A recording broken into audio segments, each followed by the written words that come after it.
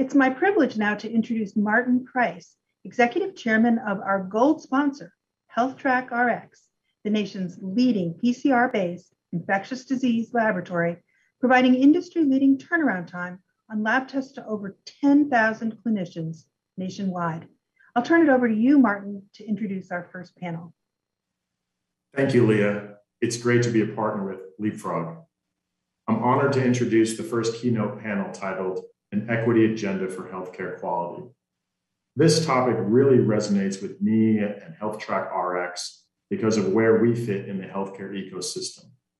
Our corporate mission is simple: getting patients better faster. In its most basic terms, we do this by transforming the treatment of acute and chronic infection by leveraging PCR technology. The importance of fast, accurate results was never more evident than during the COVID-19 pandemic. Waiting on results meant missing work or keeping a child home from school. Unreliable results increased the spread of disease, and with limited access to providers, availability of testing was scarce. All of these impacts landed disproportionately on minority communities. So at our facility in Dallas, in a variety of small ways, we partnered with local homeless shelters, foster care centers, and unserved long-term care homes to provide weekly testing to those without access. We also push this message of inclusion inside the lab, which is adorned with photos of Black, brown, and white faces and captions beneath them to ground our hundreds of employees in why what we do matters. Captions like, every specimen is someone caring for a parent. Every specimen is someone who can't afford for their child to miss school. Every specimen is someone. We know these little steps are just token measures. And for this reason, among others, we are proud to join with the Leapfrog Group and its distinguished members and partners to leverage our collective spaces in healthcare to bring the highest quality services to every community. This first panel will reflect on a recently published National Academy of Medicine paper. In the paper, leadership from CMS, Ncqa, Leapfrog, and other national leaders in healthcare quality agree, for care to be considered high quality, it must be equitable. This panel will explore the issues they raised in the paper, including the current state of equity and quality and the future these leaders are forging. Moderating this panel is Michael Thompson, President and CEO of the National Alliance of Healthcare Purchaser Coalitions. The National Alliance is a nonprofit organization dedicated to driving health and healthcare value across the country. Prior to joining the National Alliance, Mike was a principal at PricewaterhouseCoopers for 20 years. He is a nationally recognized thought leader for business health strategies and health system reform. I'll now turn it over to you, Mike. Hi, this is Mike Thompson with the National Alliance of Healthcare Purchaser Coalitions, and I am really thrilled to have the opportunity to moderate a panel on the equity agenda for healthcare quality. This roundtable discussion is really going to highlight some of the features that came out of a National Academy of Medicine paper. And as you can see from the panelists here, it's some of the key leaders in the industry today that have collaborated on this paper. We're going to start by going down the line to have everybody kind of weigh in. Where is their organization on health equity? But we're going to start with Victor Zhao, who actually helped to create the momentum to build this. And we'd love to hear from you, Victor. What was your thinking? First of all, it's a great pleasure, Mike, to be on with this distinguished panel. And I thank Lee and Leapfrog for organizing this. It's wonderful. Yeah, you're right. You know, we want to celebrate the 20th anniversary of the publication of As Human. Following that, the Crossing Equalities Chasm. And we thought we would convene the leaders of the 7 prominent US healthcare quality organizations. And they're all on this call today to say, what's in the future? What do we need to expect in the next 20 years? We thought that creating a paper to address that would be a good issue. So the authors met 4 times this summer and started putting together the whole concept of what's the next step and a publication together, which has been published. I would say the background everybody knows is that the as human really in many ways open up the whole field to point out that at the time as many as 98,000 Americans die in hospitals due to medical error each year. And of course, the report following that, Crossing the Quality Chasm, says that 6 elements of high quality healthcare is safe, effective, patient-centered, timely, efficient, and equitable. So when the report talked about the failure of the systems and needing reform, as you know, the past 2 decades, we've seen a lot of actions, from the federal level all the way down to local levels, looking at reducing medical errors, improving quality, measuring reporting requirements, and of course, the ACA have expanded access and reform payment methods to incentivize quality and better outcomes. But we all recognize the problem remains. We still have huge challenges. The numbers actually remain the same, if not even higher, because obviously population is more older, more complex, and much larger. But I think COVID starkly demonstrated the serious gap that remains because it particularly affects the vulnerable population and highlights the issue of equity. So I believe really what happened is my distinguished colleagues, the authors, came together and say, what in fact is the most urgent area? And equity was identified. Now, back in 2003, our IOM released a report called Unequal Treatment, Confronting Racial, Ethnic Disparities in Healthcare. It called for promoting equitable care and collecting reporting data on disparities. Guess what? We'll be talking about this today. We haven't made that much progress. And we see life expectancy differ by as many as 30 years, depending on zip code, and related to, in fact, your color, your socioeconomic ground is not acceptable. So I thank my colleagues for really emphasizing, saying that what really we need to now look at next is equity. There's no quality without equity. That's what they say. And of course, they will talk a lot about what exactly do we mean? What are the areas of equity? I don't want to say anything more, except to say that I'm so proud to work with them and their leadership to highlight what we need to do, because until we have a strategy to overcome equity, we will never get the quality that we want. And I thank them for really being such a great colleague. Thank you, Mike. Yes. It's really an impressive paper. And I'm going to go down the line, and I really would like each to introduce themselves, but also talk about where their organizations themselves are on this agenda.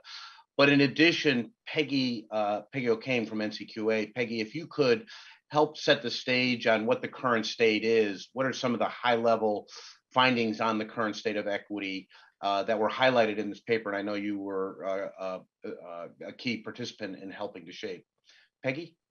I want to thank Victor for convening us, and I want to thank the fellow authors, because I felt like there was kind of a momentum that we created together, and that we are very eager to continue with the synergy that we can create among ourselves. So, I mean, I think that the point is that the paper said, why equity? You know, equity, because it's the largest opportunity zone for improving quality. I mean, when you have death rates for Blacks that are twice as high as for whites, and we were just living this COVID experience, that is a call to arms. And also, I think there was a sense that there was a moral obligation to get there, and that we've been talking about it for years, and we really haven't moved the needle. And we wouldn't even know if we had moved the needle because we didn't have the data. We didn't have the needle. We didn't have the gauge. And so we came together. I'm going to say a few things about what Ncqa is doing. Certainly, one of the things that we're most proud of is that we're stratifying measures. And we have 5 measures that are very important for health outcomes and that are, by the way, important for COVID outcomes. Colorectal cancer screening, controlling high blood pressure, hemoglobin A1C control for people with diabetes, prenatal and postpartum care, and child and adolescent well visits. And we are doing this as fast as it's possible to do it, which means that the measurement period is next year, the measurement year 2022. And we will be looking at our results next year. And then we're using measurement year 22. They will be reported to us in June of 2023. And we're having two kinds of stratification, by race and by ethnicity. So ethnicity is simply Hispanic or non-Hispanic, and race is, I don't think I have the list here, Black, American, Native American, Asian. I will go look up the list again. I have it in a separate email. So that's, I think, to me, where we will see the impact. Now, we have, Ncqa is an accrediting body, and we have more tools than measurement. We have important tools like our health equity accreditation. Now, I would say we're very proud of the fact that we launched this program in September with really very little time to kind of get it to where it needed to be. And that's because we were building on an existing program, which is called Multicultural Healthcare Distinction. That program needed the energy, and I'm really pleased there's so many purchasers in the audience today. It needed energy from the people that pay for healthcare to get there. And so we're pleased that actually Medicaid programs are the major drivers of this. And they are, led by Pennsylvania and California, which in itself is a huge deal. They are requiring multicultural healthcare accreditation for their contracting partners. And actually, Pennsylvania was ahead of the rest of the country with this. And they started collecting data in a stratified way before we required it. And they noticed that those plans that were committed to health equity accreditation and had achieved it actually had measurable differences in health outcomes, major closures of the gap between people of color and white people. So that really inspired many other Medicaid programs.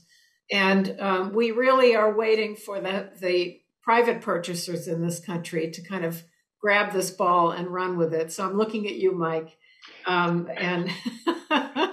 Well, I'm so glad you are, because I think it is an issue that purchasers have to embrace in order to drive change, I think, in the supply chain. Right. And obviously, the role of Ncqa and the other quality organizations is central to helping us to scale that fairly quickly. And I think that's fantastic. Yeah. I want to move on to Michelle. And Michelle, maybe you could talk a little bit about why health equity from a CMS perspective, and what are your initial efforts. And we're going to talk more broadly after we go through this initial introduction. Thanks, Mike. I appreciate it. I'd also like to just extend my thanks to the National Academy of Medicine and Victor for organizing all of us, and to Leapfrog for bringing us all together to talk about this. So I'm Dr. Michelle Schreiber. I am the Deputy Director of the Center for Clinical Standards and Quality at CMS, and also the Director of Quality Measurement and Value-Based Purchasing Programs. My background, though, is a long history of being a primary care physician in the city of Detroit and a chief quality officer of Henry Ford Health System. So the issues of equity are very personal. They were personal to my patients, to my practice, and to my system. And we have a long-standing commitment to this. As I'm sure all of you know, the Biden administration is also deeply committed to issues of equity. And there is a cross-government, cross-agency, cross pretty much anything you can think of in the government effort to really hone in on and promote equity, certainly across healthcare, but across other aspects of government as well. We do know that there can't be quality in healthcare or safety in healthcare or good patient experience without equity. And across CMS, I would say all of the centers of CMS and really all across HHS, we're working on numerous initiatives to promote equity. So in particular, for those of you who may have been watching the news today, I'm pleased to announce that the Vice President actually announced efforts on today being the first federal maternal health day of action in order to reduce disparities in care around maternal health. And there are a number of initiatives that she actually has discussed today. So that's certainly one. Other initiatives across the government include the question of data collection. So as Peggy pointed out, we didn't have the gauge really to be looking at how are we doing. And so there are cross-government efforts in data collection with a commitment to that this data around race and ethnicity should be directly reported from patients. But there are challenges around that because patients don't always trust us to provide that data, and we don't have necessarily the standardized means of collection there. We also have been looking at stratification, as Peggy was pointed out, in order to provide feedback to facilities on how they're doing so that they can see their opportunities. And we're using pretty much what Peggy talked about, so race, ethnicity, to provide that stratified feedback to organizations.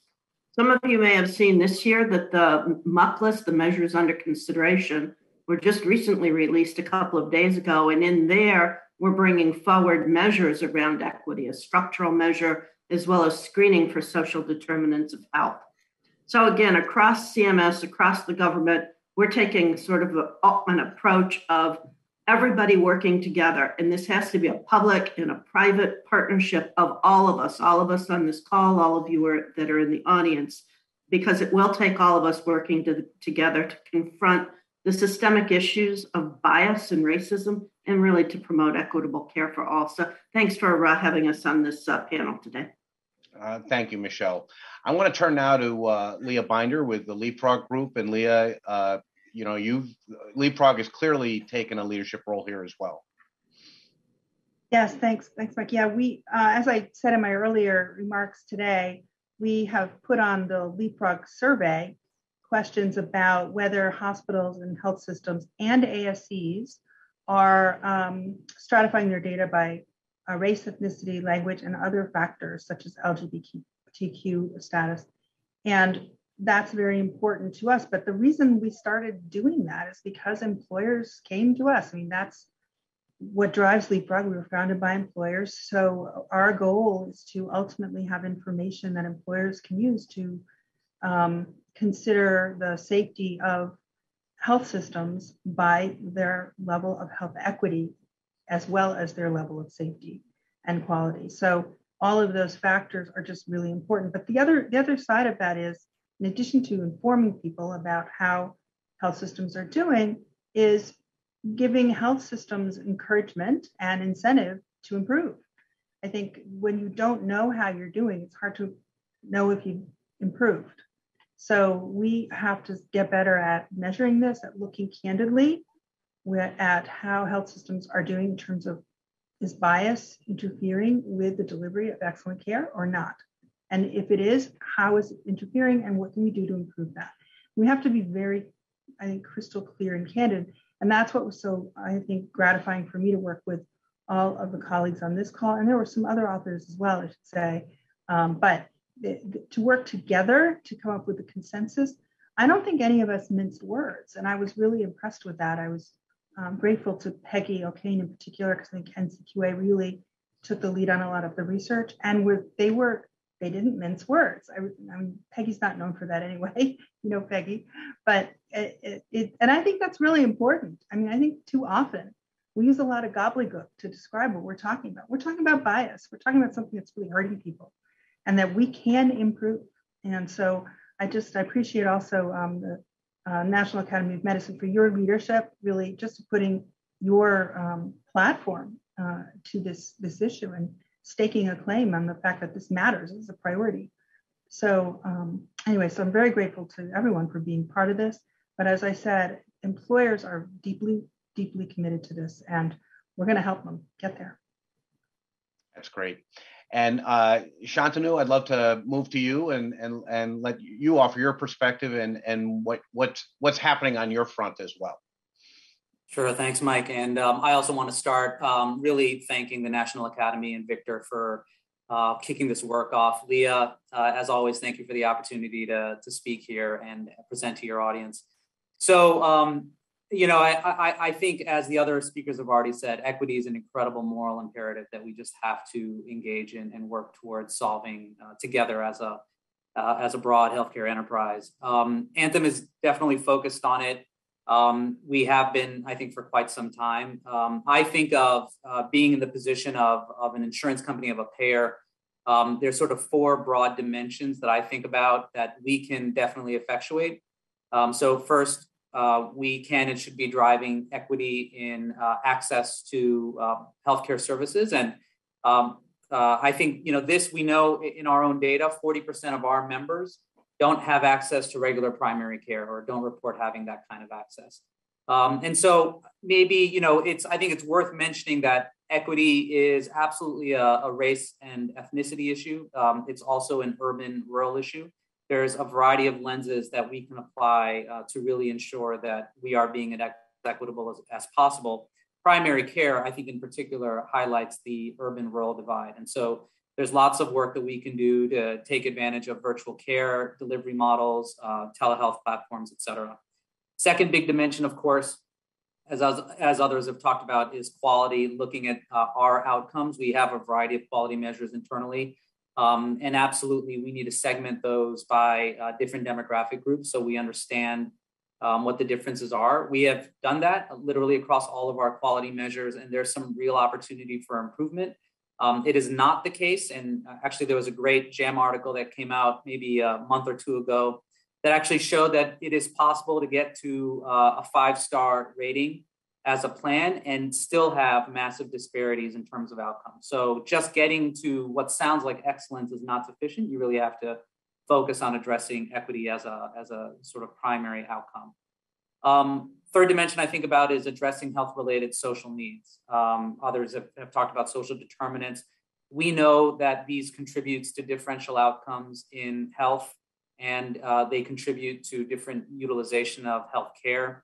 So just one factoid from Anthem, we know that our food insecure pregnant members are 5 times more expensive than food secure pregnant members.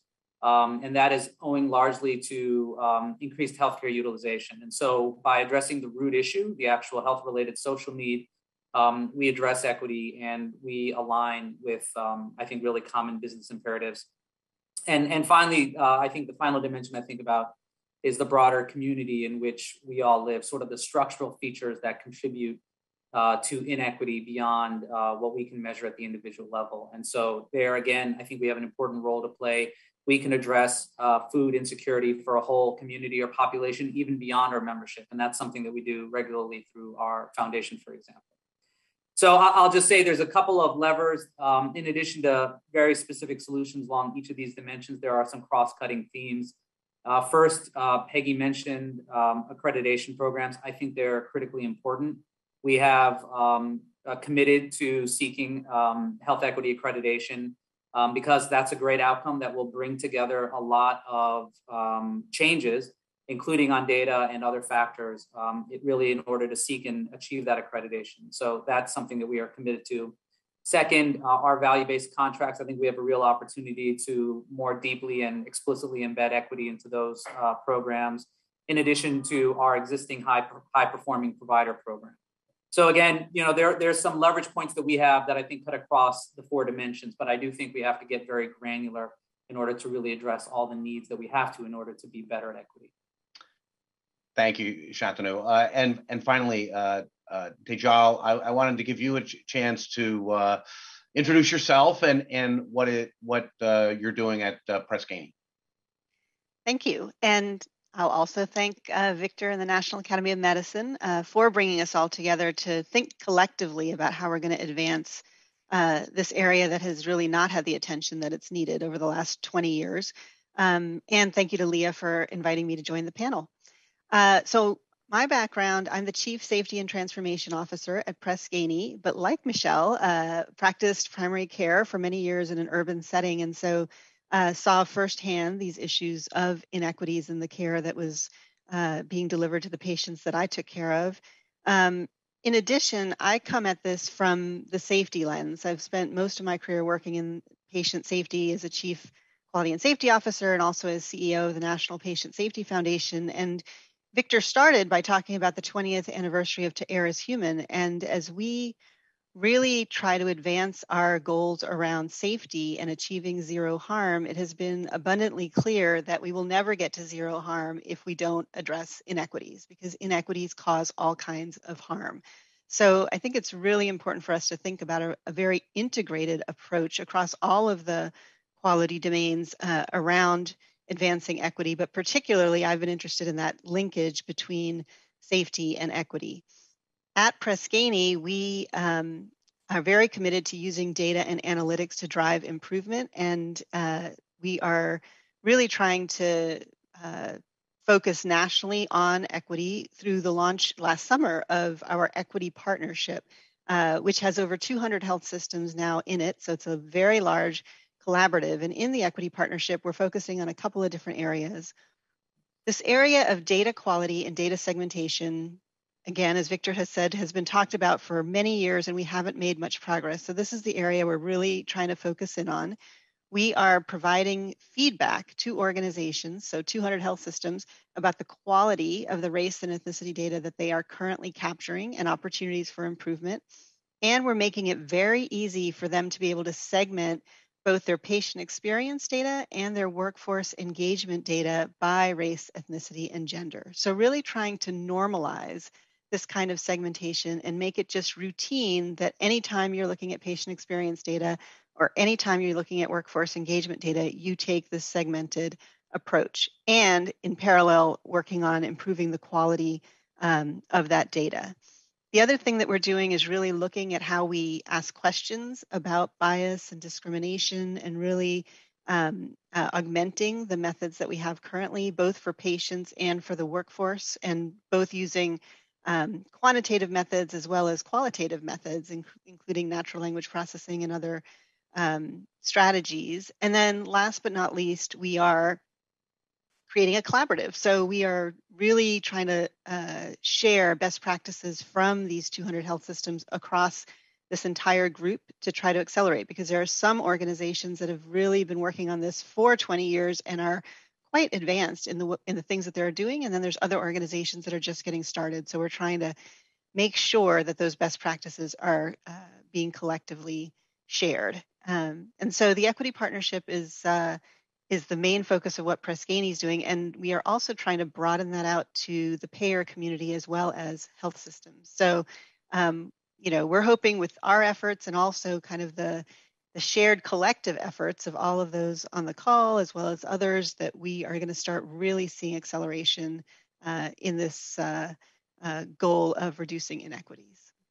That's fantastic. And I'm going to pile on just a little bit. We talk about providers, we talk about health plans, employers themselves, purchasers, plan sponsors have a role too in the equity agenda.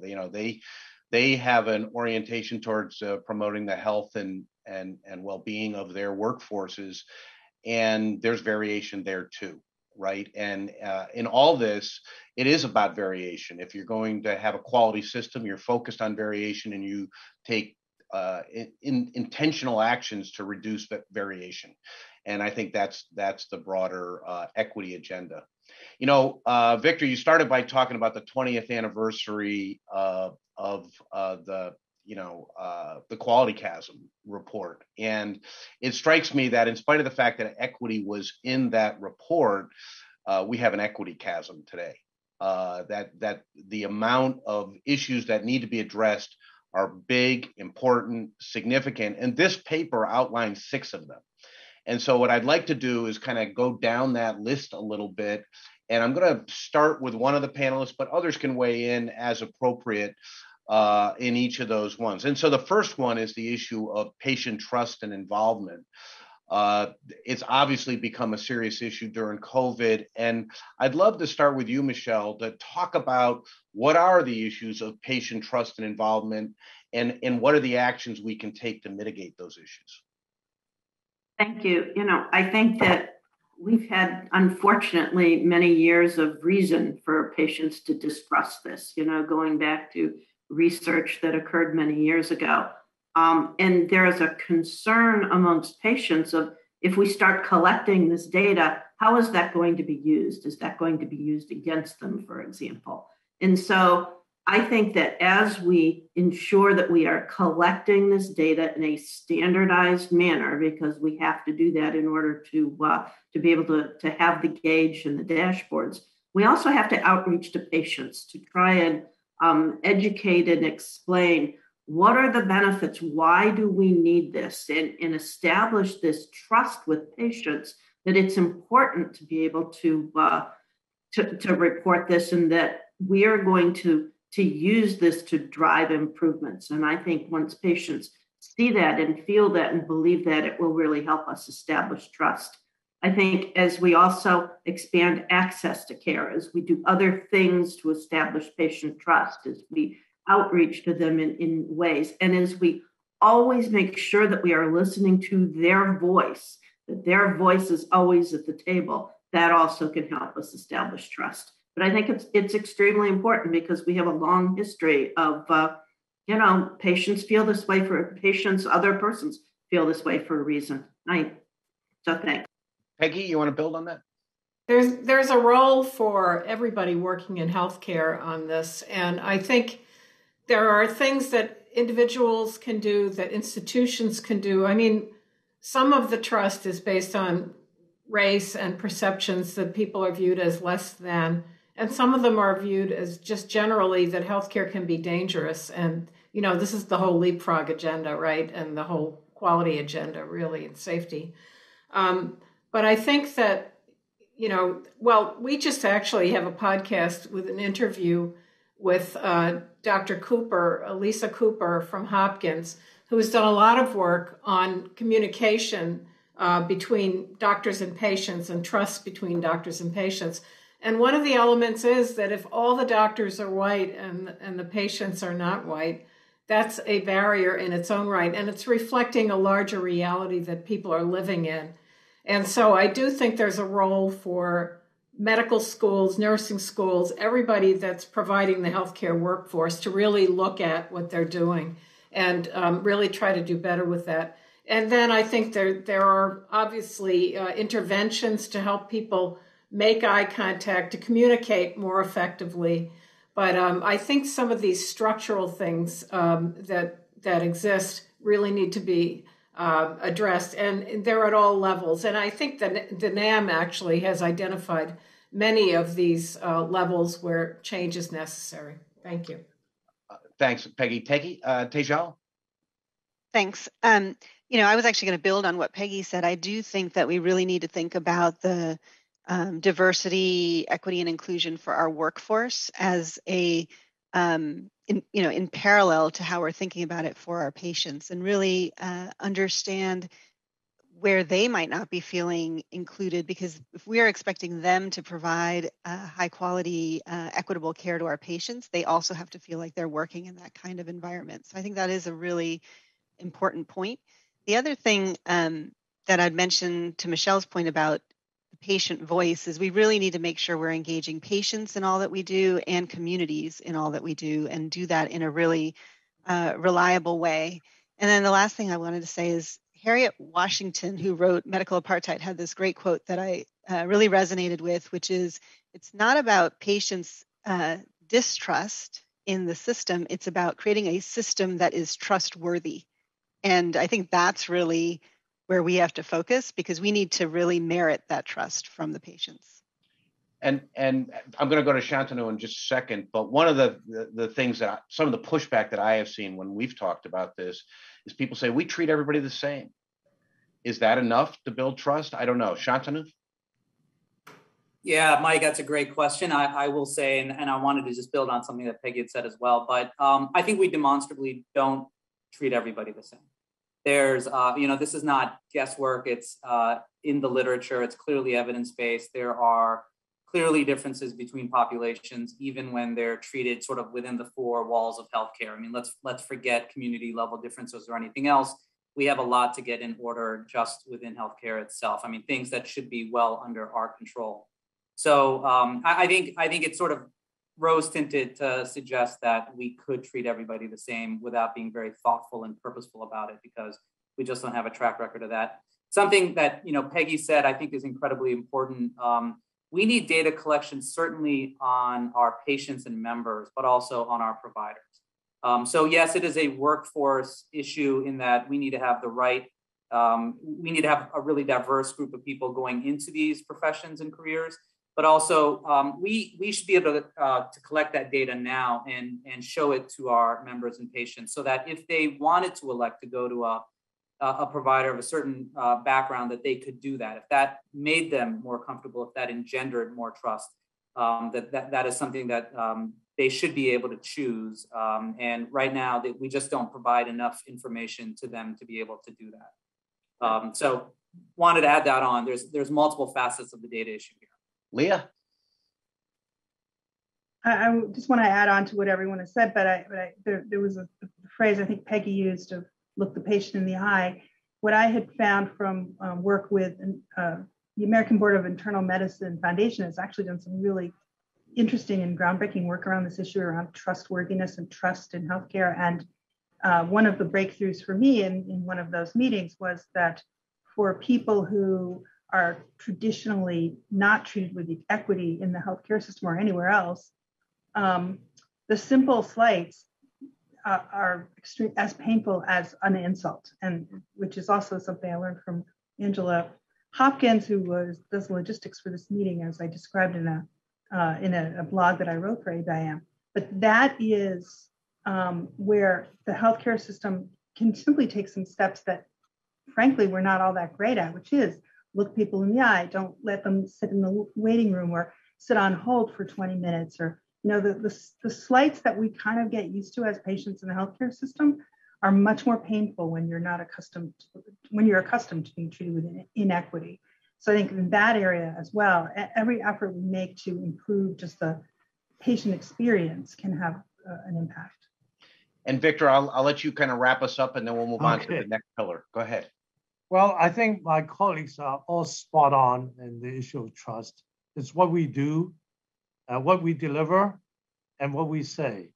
So I agree with everyone that Peggy and others about looking patient in the eye. I think our efforts has to be much broader than the individual patients, but with the community, has been said. But more importantly, really collectively have a communication effort to be sure that the public hears about what we're trying to accomplish and that what we say with results and deliver. That trust engaging community leaders to work alongside with us to gain that trust. And importantly, in what we do, that we actually reflect the diversity of the community that we serve. So I think trust goes beyond just one-on-one, but it goes really deep into the entire system and the delivery of this things that we said we do, and being able to communicate that very effectively. Thank you. And that was a great transition to the second pillar as well, Victor. So the second pillar that was highlighted in the paper was increasing community engagement and truly valuing the health of populations. Do we not do that today? What are the gaps from your perspective? Is any thoughts on that? Victor, you kind of let us off there. Are there others? If not, we'll go on. Leah? Well, I would just say one thing. I think we lost Victor there. Oh, no, I thought you want others to speak. Oh, I see. That off. I don't see your picture. Oh, there you are. I'm still here. Mike, I think that's. Go ahead. Go ahead, Leah. I think it should be the others. Yeah, you're quite right. Go ahead.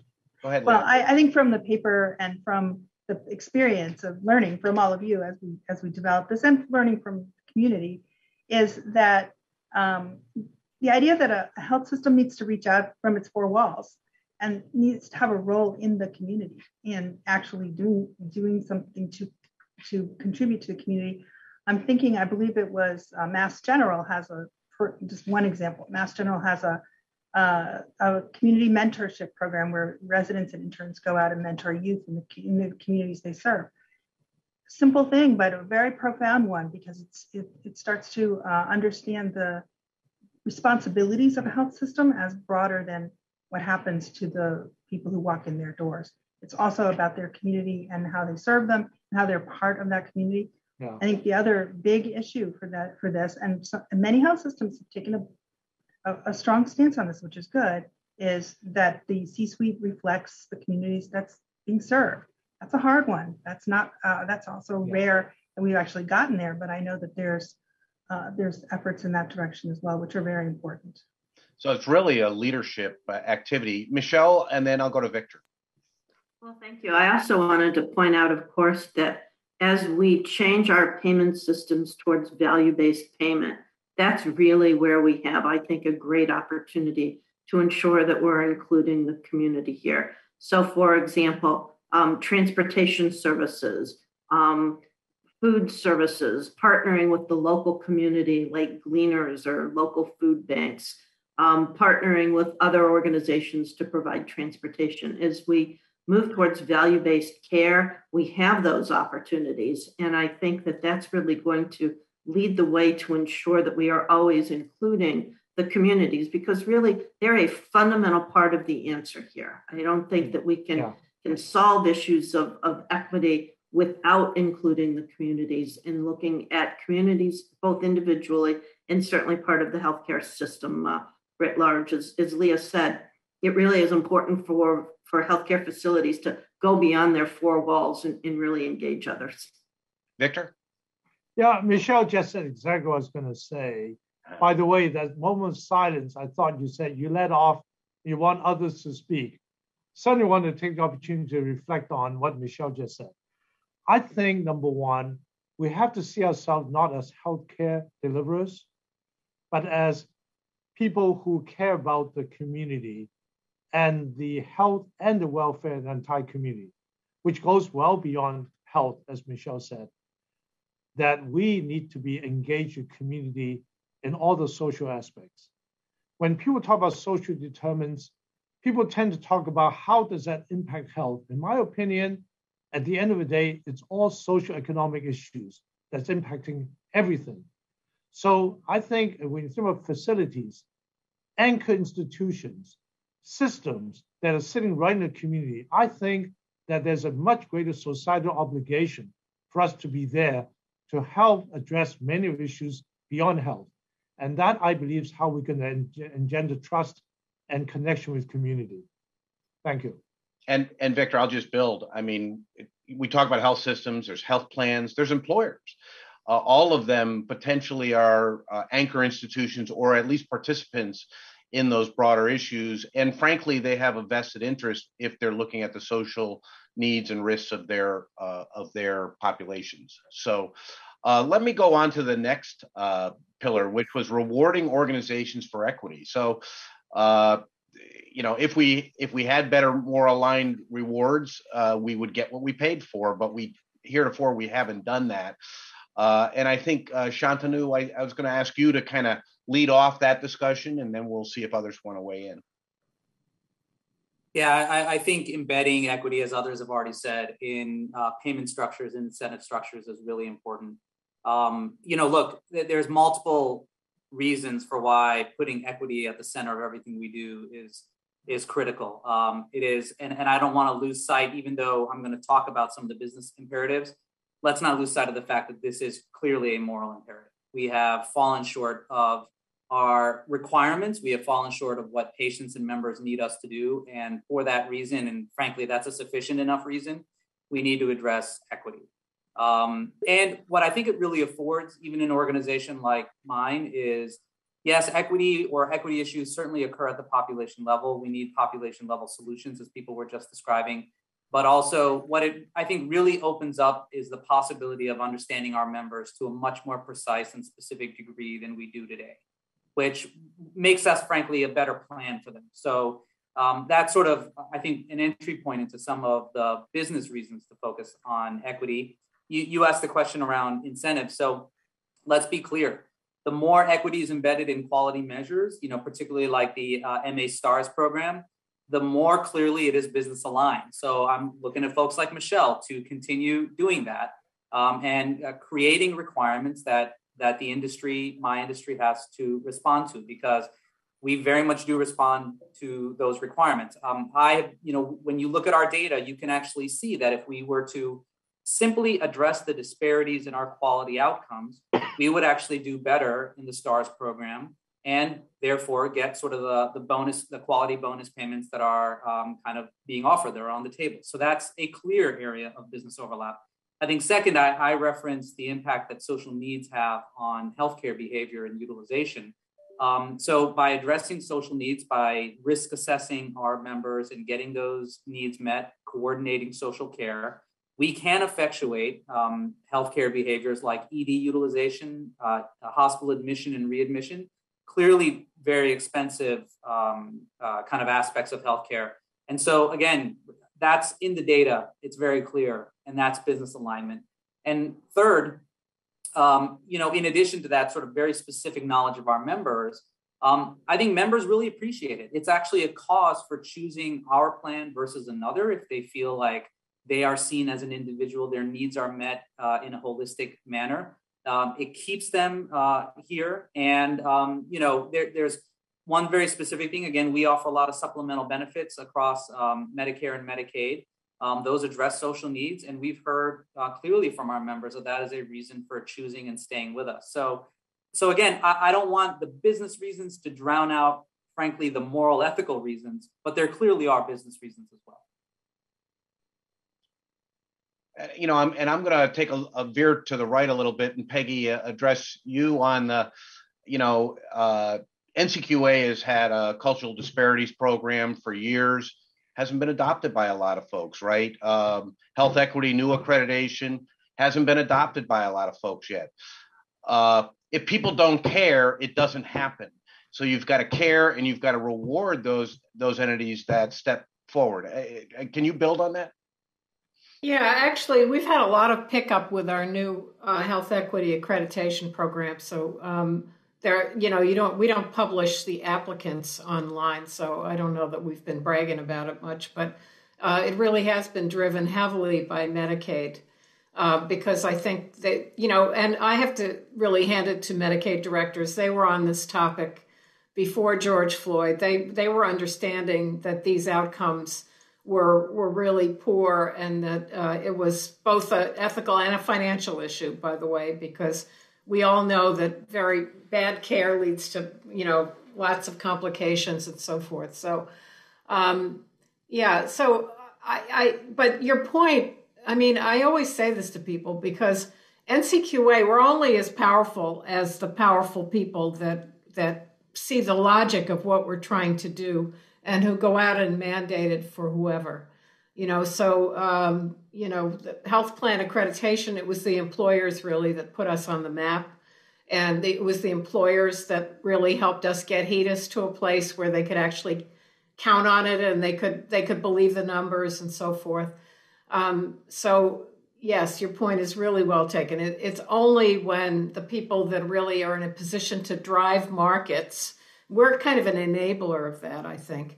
When they come behind us, that's when our things really move. But I do feel optimistic that there is a lot of energy around the health plan, the health equity accreditation. We also have a plus program that's going to kind of go beyond and really look at social determinants. There's a lot of interest in that. We've got 10 pilot plans for that. So I'm optimistic. I just hope we can keep our eye on the ball and keep moving it forward because our attention span can be a problem.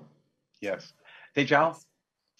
Yeah, I just wanted to mention too, so I totally think that we need sort of carrots and sticks to advance this agenda. And I think back to safety and how we had CMS had penalties around safety measures that were very effective in drawing attention to work and safety. The other lever that was really used quite a bit was the Joint Commission and other accreditors. And I know that that's a focus area for accreditation organizations, which I think will be really important because that is a big driver. The other thing is we are starting to see data as well. We've been talking a little bit about workforce. The big concern right now for healthcare systems is around workforce retention, staffing, et cetera. And what we've seen as a very strong correlation between perceptions of diversity and inclusion in your organization and your likelihood to stay in that organization. And so that really starts to get at real dollars, real business imperatives for organizations as well, that I think is going to be really important to continue to keep the focus on this issue as we go forward. That's great. And Leah? I'm just going to mention too that I think employers are very interested in the profiles of individual providers, not necessarily individual physicians, although they're interested in that too, but institutions, so hospitals and ambulatory surgery centers, but other kinds of institutions that are delivering care, and how they're doing around safety, quality, and health equity. So I think, and what they're doing as a result is a number of kind of bold and interesting approaches that we are seeing lots of energy around right now, which are like direct contracting, employer-based centers of excellence, other kinds of narrow networking or things like that, that are very much a specific relationship between the employer in the community and the institutions delivering care. And so I do think that the health equity agenda will play a part in that, because as I said, they are very concerned about health equity. So I think as we begin to understand better where health equity is, what institutions are most dedicated to eliminating this problem, for instance, I think we'll also see employers be able to engage directly with these organizations. I love that insight, Leah, because what we've seen is that organizations that are committed to equity are thinking with the same lens of committed to quality, committed to health, committed to safety. Equity is that same train. It's just with a broader lens and a different lens. So that's fantastic. I'm going to shift gears now. If you can believe it, we're on our fourth of 6 pillars, and it's on improving data. And I think everybody throughout this conversation has said, data. We need to be able to measure differences if we're going to deal with differences. The problem is we don't have the data oftentimes, and it's very frustrating. I'm interested in kind of what people think we need to do if we're going to cross that chasm of getting data. Well, I can start us off, since I talked a lot about data. I do think that, in the work that we're doing with health systems, the majority of health systems that we're working with, and I told you it was over 200, do collect the data. Now, there are problems with data quality and missing data, and maybe not even asking questions in the right ways. So, for example, having race and ethnicity in one question as opposed to 2, or not in a standardized way. So you might have 10 sites and they're asking it all in a slightly different way. And those are the kinds of issues that we are working with them on. That being said, they do capture enough that we don't want to say, let's wait for perfect data before we start doing segmentation. And so I think it has to be a both and, like, let's look at the outcomes we have now, segmented by the data we have now, and in parallel work to improve, because I think there is sort of this paralysis of, the data is not perfect, so let's, focus on the data and not actually do that segmentation analysis and improvement. And there are lots of best practices out there about how to improve capture. We talked about some of those in terms of having trust with our patients about why we're asking, ensuring the people asking actually know how to ask and that they feel like it's a valid thing to be asking, because many times there's resistance on that front. And so there's organizations around the country that have spent years developing best practices of how to train their staff on how to ask these questions, how to talk to patients about it, how to ensure patients understand the reasons, et cetera. So we need to really spread those best practices and drive that improvement. And in addition, we've been talking a lot about race and ethnicity, and we need to broaden out to other areas, language, sexual orientation, gender identity, all of those kinds of things. So we need to improve quality, improve the breadth, but we can't be paralyzed today and say we need to wait. We have enough data now that we should be segmenting and starting to work towards improvement. Michelle? So thank you. There's many aspects to this whole question of data collection. And I think some of it starts with data definition and what are the standardized data elements so that we are all agreed how we're going to collect this and what this means. And I think that the Office of the National Coordinator this year made a really good step forward in their elements for certification in the US CDI, where they accepted a lot of the recommendations from the Gravity Project to do that. And I think that will help move this forward. That's one. Two is, I think within the federal government, there are conversations ongoing as to where is the best place of collecting this data, at what points of entry, and what exactly do we want to collect? Is it just a few elements around race and ethnicity, or is it much broader? Because there are many things that we could collect. I think we need some agreement on that. And we also don't want to overwhelm patients by asking them every single time they walk in any of our facilities, because we should be able to share that data equally as well. In the short term, I think Tejal is absolutely correct. Many organizations already have this data. Many electronic medical records actually have ways of capturing this data. And I think that one of the structural measure that we have on the measures under consideration actually asks hospitals in particular, are you collecting this data and are you using your own data to stratify your performance so that you can be looking internally? So we can't let perfect be the enemy of good. You're right. We're not going to have a national standardization around this, but I think organizations can be looking at their own data for this. And finally, I think there's always the question of, in the short term, if we really want to provide data back and we don't have the data, what's the role of imputed models? And there are lots of thoughts about that, pro and con. There's pretty good concordance, though, with the data that is directly reported, and at least as an interim step, could be used in confidential feedback for stratification for organizations so they can start looking at their own data. But this is a long, multi-year, I think, journey, including establishing trust back with patients and providers for how we're going to use this data. I think we have to be very, very careful around it. And Michelle, when you say imputed models, you're referring to using the zip code of the individual to look at what the predominance of the race or ethnicity of the people might be in that zip code, and use that as an inference of what might be happening within the population. Is that a fair way to say it? There's actually what has been developed, the Medicare Bayesian model, which is pretty much what you described. It takes into consideration both if there is directly reported patient data, it includes that, but then it also includes elements of geocoding or other, census information or other information to kind of make this inference determination. You're absolutely right, Mike. Thank you. Shantanu. Yeah, first, I agree with everything that's been said in terms of really needing to standardize and make definitions consistent so we can collect this data in a consistent way and while at the same time having the bias towards action. I think I would make 2 points. First is, particularly on the social needs side, let us all sort of be in agreement that we should be dissatisfied with population level data. There's a lot of population level data solutions on the market right now that are being sold to everybody. That is not sufficient. We really need social risk data to be reported at the patient level, at the individual level, to really understand what's going on. And I agree, look, imputation is absolutely to some degree necessary today because we just don't have that data, but we have to drive towards solutions where we get it at the individual level. And second, absolutely has to be collaboration. Did you lose me?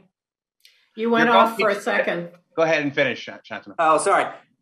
Collaboration is critical, absolutely, with health systems and with payers, but I think employers have an incredible role to play. They often have core pieces of data like race and ethnicity on their own employees. And so we need, as part of the collaboration with them, for them to share that data. We can see tremendous drop off when you look at even basic race and ethnicity data. Lots in Medicaid, decent amount in Medicare, but then a huge drop off when it comes to the commercial side. And so that's an area of opportunity. I agree 100% on that, Shantanu. The people who have that data, if they can share it, will help advance this agenda so much more quickly. Peggy? Yeah, I just wanted to say that we have out for public comment a new measure that really is looking at the completeness of the race and ethnicity data of the plan. So it's kind of a meta kind of thing. And, I'm not sure what the reaction will be. But the other point I want to make is that we have categories, right, of race and ethnicity, but we also have a category of asked but no answer for the concern that some people might be suspicious and not want to give an answer. So we've got that as its own category.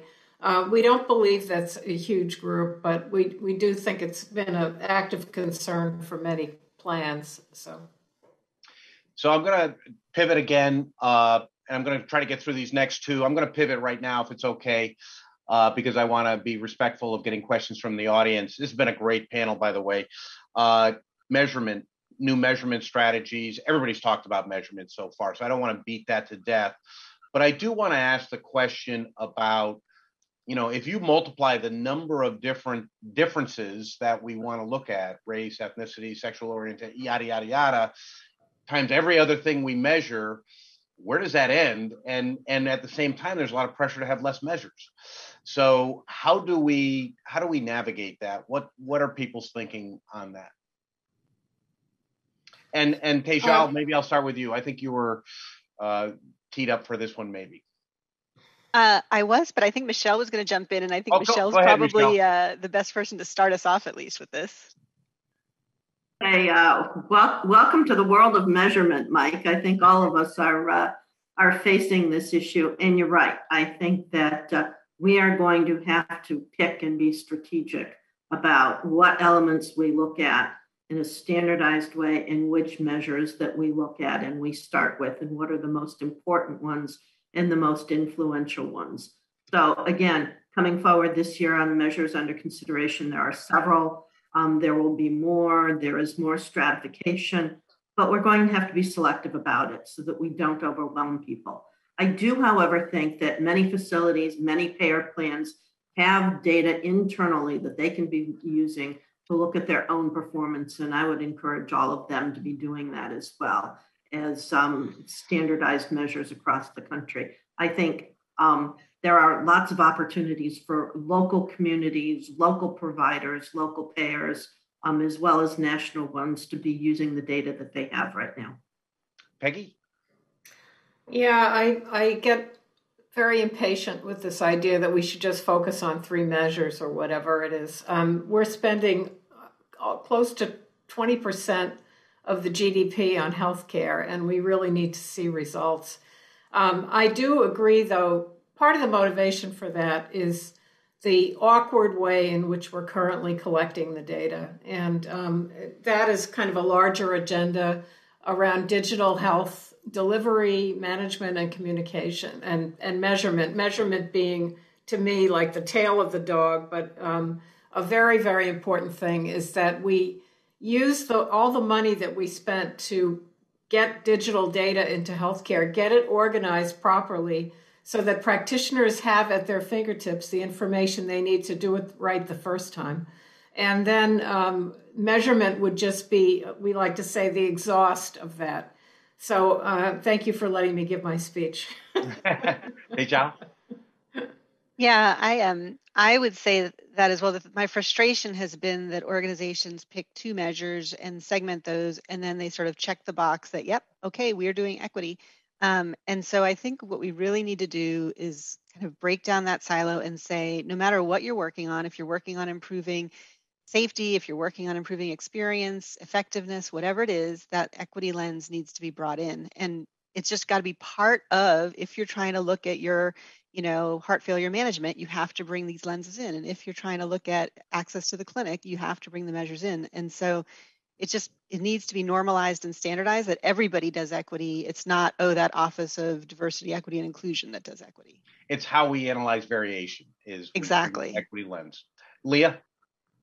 I just want to echo what everyone said, but particularly Peggy, we are spending a lot of money and a lot of resources on healthcare, and we shouldn't be leaving people behind. I mean, that's really what we're talking about when we don't measure and we don't recognize there's an inequity.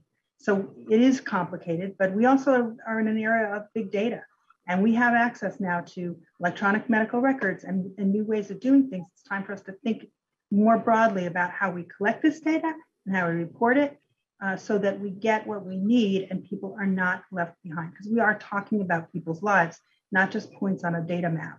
So Shantanu, I'm going to let you.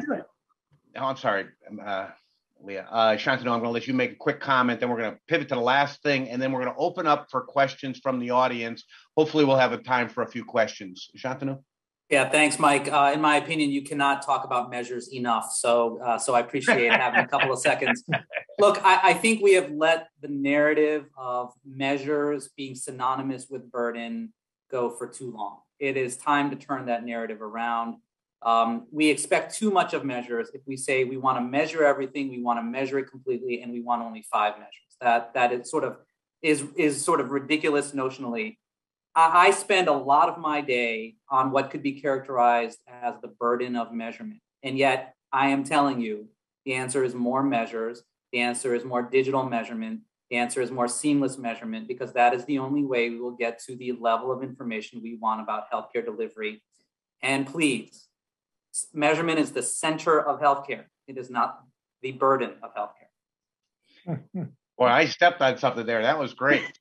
Okay, so let's just move. And Victor, I want to bring you in to lead us off on this, on the issue of improving leadership and culture.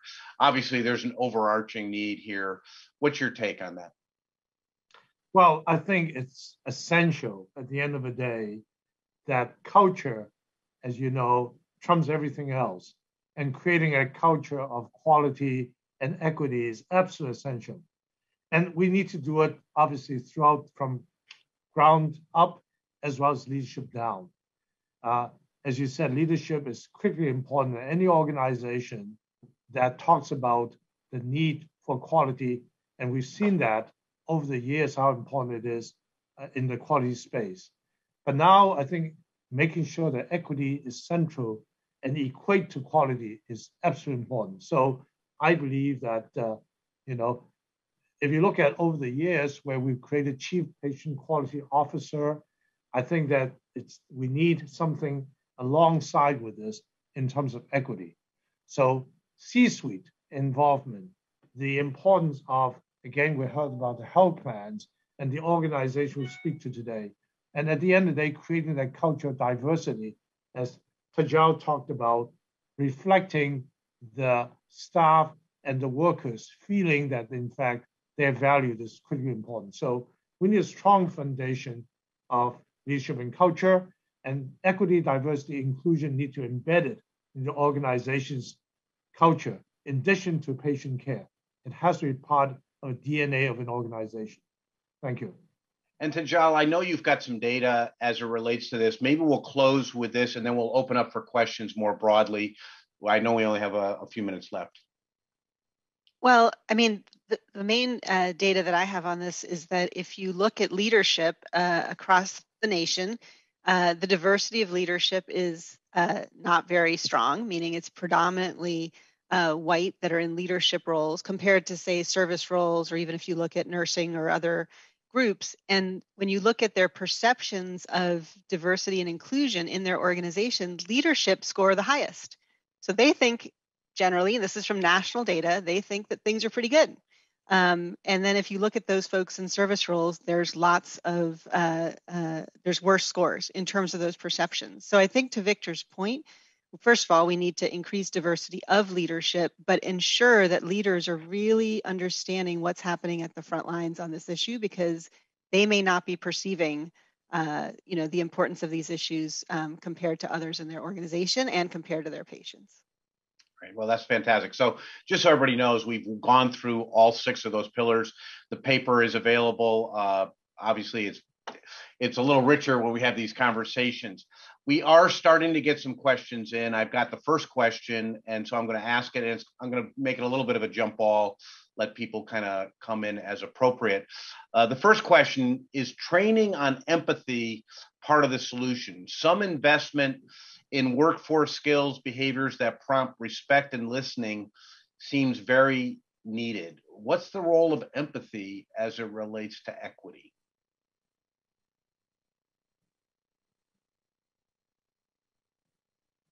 I can jump in. I mean, I think that we talk a lot about respect, and I think empathy is part of that. And, having that training on compassionate, connected care, on empathy and respect is absolutely critical. And I think we have to really also think about implicit bias training and some more formalized things related to these particular issues about diversity, equity, and inclusion. And many organizations around the country are starting to move forward on that bias training. And I think that's an important additional component that we need to add in. But certainly all of those components in terms of the empathy, respect, and bias training are going to be critical. It seems intertwined with that whole discussion around trust, right? If we've lost trust, how do we rebuild trust? Empathy is part of that. Peggy?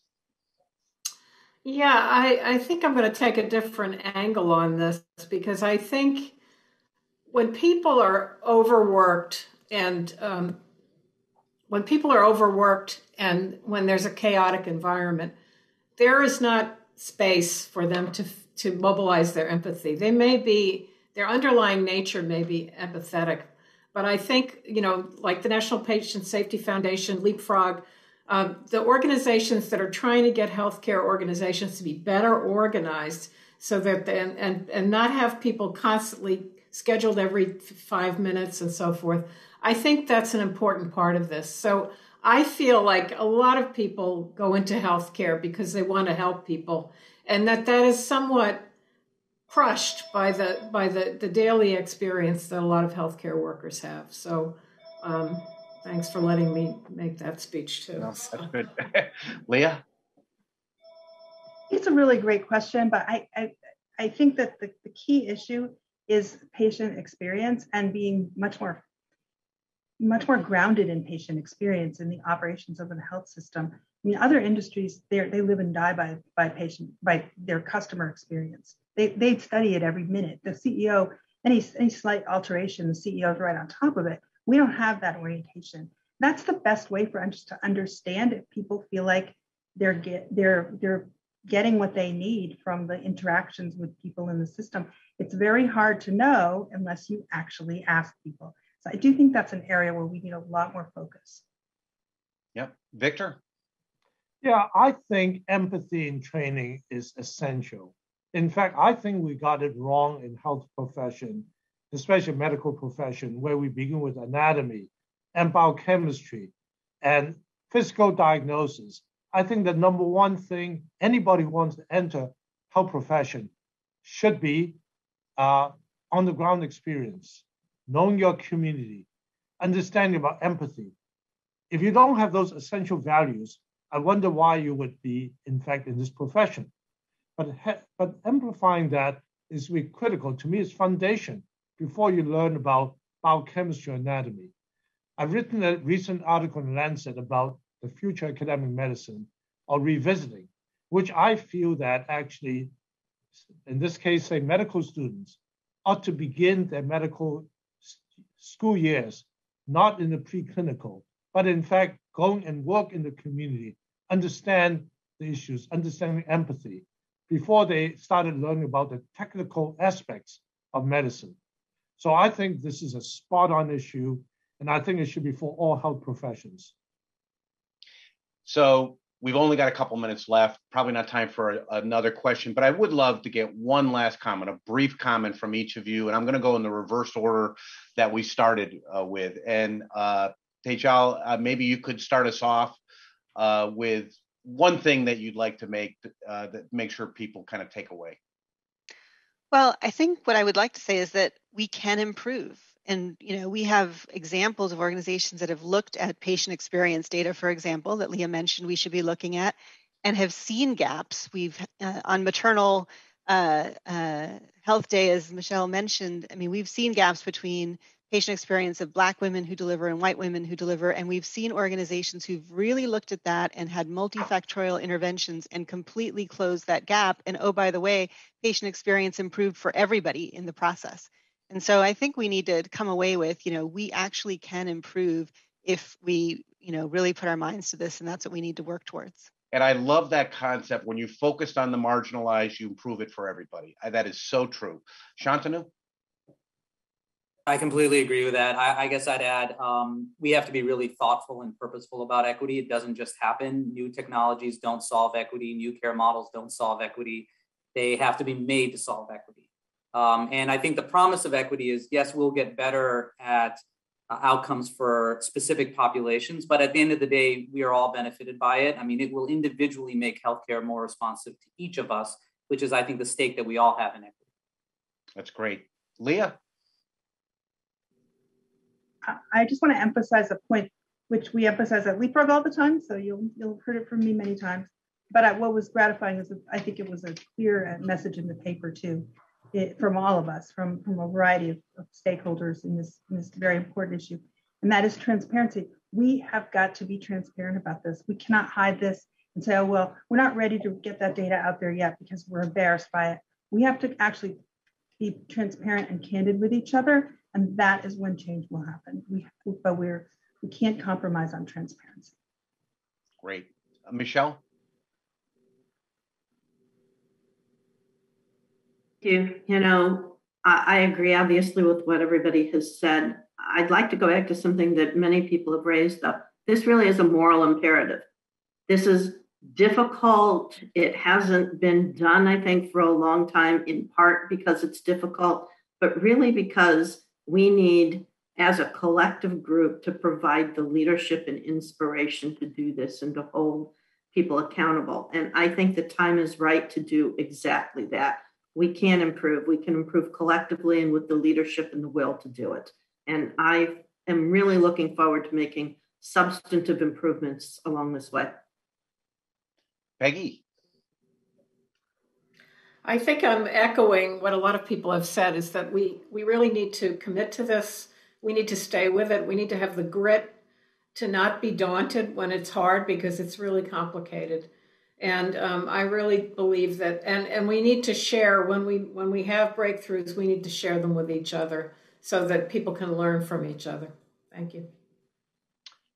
And Victor, I'm gonna twist it a little bit. You're gonna make your comment, but I'm also gonna offer you the last question that came in, because it tied into how we started the conversation. And it says, what will the paper commemorating the 40th anniversary of To Err Is Human look like? So maybe you could offer your insight and give us a foresight where this is going.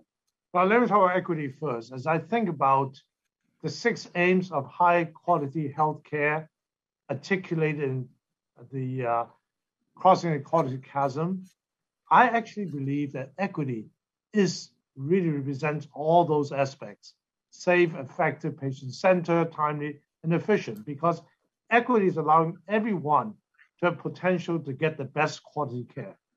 And that, of course, will embrace timeliness, efficiency, etc. So therefore, I think equity is meaning that everyone counts, and we need to make sure they have meet all those aims of high quality care. And so as I think about equity, I think that we think a lot, of course, about race, which is absolutely true, and vulnerable population. But I think about it also as everyone, irregardless of race, because equity is for everyone. I do want to make sure that I thank 2 people for this before I answer your question. Sharon Ness and Laura DiStefano. As you know, they have been pivotal in getting this group together, in helping us guide through the conversation, and actually help us write the paper. And I thank Peggy in particular for leading so much of that work. But I think I would say we won't have this wonderful paper without Cheryl and Laura's help. 40 years. Mike, I intend to be here. And in 40 years, I'll say, wow, what a great celebration in 20 years. And we've got it. We saw equity as an issue. And now here we are. I'm living now in my 100 years or whatever. And it's all because of equity and achievement of quality and equity. How about that? Wow. With that, we're going to close. What a great panel, and what a privilege to have been able to moderate. I really thank all of you. And Leah, we'll turn it over to your team to take it from here. Thank you, Mike. And what a great job. I know we had a superstar lineup of speakers for today's meeting. This was an incredible panel. I just thank you all for being part of the panel and for all the work that you've done to put this paper together, to do this research, and to bring your organizations to the front lines and to make sure that we're driving for a change in this. So hopefully, I love Victor's optimism. You know, I'm optimistic too, but where I want to see us go is we're going to change things, and we're going to change things now. And I feel much more confident of that having heard from these leaders on this panel. So thank you all for being part of this.